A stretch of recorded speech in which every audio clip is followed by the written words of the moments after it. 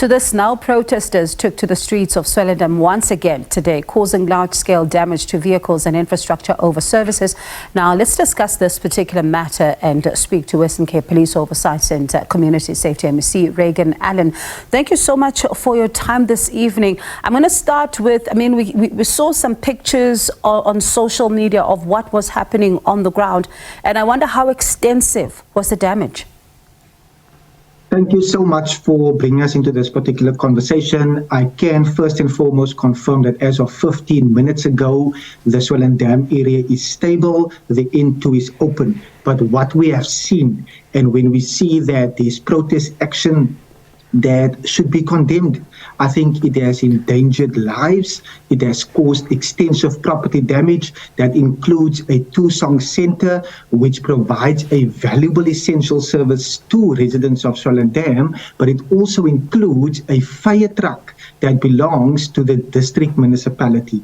And not forgetting that we were in this particular space less than 5 weeks ago where the municipal building was also torched and burnt down. It's totally unacceptable and it should be condemned. And I was going to ask, because exactly that you've had to deal with damage before, and I wonder if that building has been fully refurbished. Now you have to, as a government, deal with this particular extent of damage as well.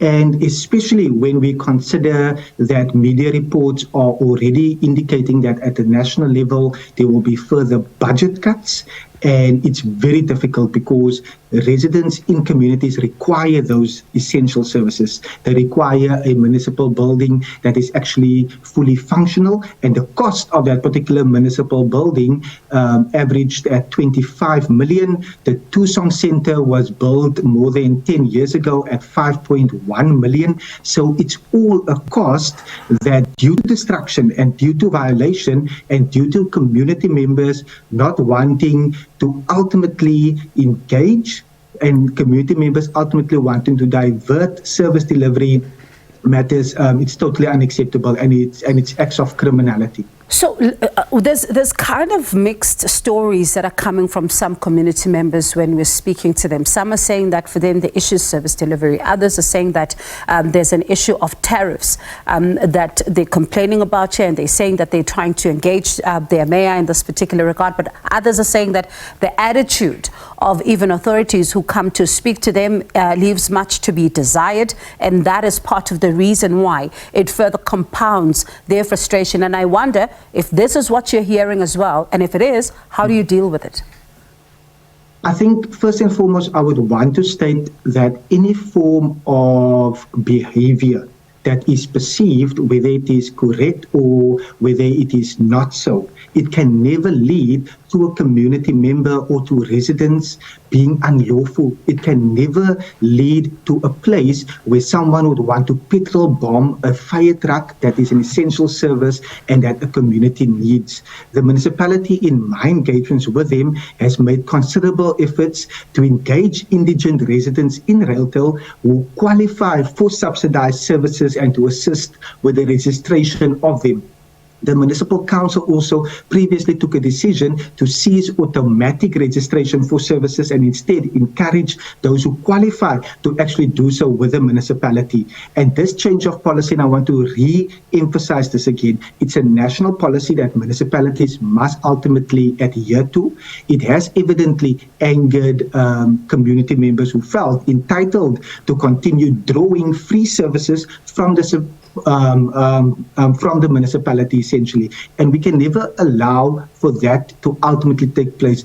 Any government must know who must get services, who qualifies for services, so that those services can actually be rendered. And if someone does not qualify for it, that person, like you, like me, must ultimately pay for that particular service. We are wanting to create societies across the Western Cape that is actually safe. And I want to also further state that in 5 weeks ago, the cost of that particular deployment from the South African Police Service also reached almost R250,000, because many of those POPs, members, the public order policing and visible policing officers that had to be deployed to Swellendam, comes at the cost. So whenever there is protest action that often leads to a volatile matter. There's further cost to it. But we are always open from the Western Cape government side to make sure that municipalities actually engage in constructive ways, and that is a two-way street, and we are monitoring the situation. In fears that this might spark again, how do you begin then to make sure that it doesn't and the residents are engaged?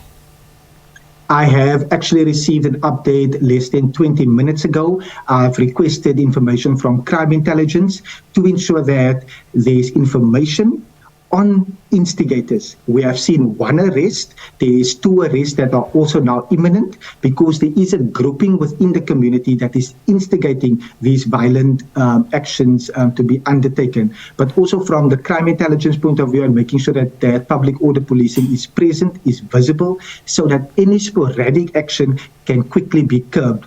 I am also tomorrow again speaking to the mayor in this regard, who remains open to make sure that he is able to engage the community members, but it must be fostered where there is lawless, where it's lawful, and it's not in a environment that could turn volatile. But we will continue to keep tabs on this. I know we're out of time, but I have to ask you this. You spoke about instigators. Who are they? Are they part of the community? What do we know?